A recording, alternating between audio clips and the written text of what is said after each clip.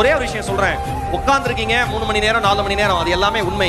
ஆனா கேட்கிற நமக்கு வந்து அவ்வளவு கஷ்டமா இருக்கிறப்ப ரெஸ்பான்ஸே இல்ல, பாதி பேர் ரெஸ்பாண்ட் பண்றாங்க, பாதி பேர் போட்டோ எடுக்கிறாங்க, பாதி பேர் வந்து கவனிக்கல, பாதி பேர் எந்திரிச்சு போறாங்க, பாதி பேர் டீ குடிக்கிறாங்க, பாதி பேர் அவங்க ஃபேமிலியோட பேசிட்டு இருக்காங்க. ஒரே ஒரு விஷயம் சொல்லவா, இத்தனைக்கு நடுவிலும் ஒரு மனிதன் தம் வேலையை தான் பார்க்கறானா அவன் மட்டும்தான் வாழ்க்கையில சாதனையாளனாகவே மாற முடியும், வேற யாரும் மாற முடியாது. Simple logic.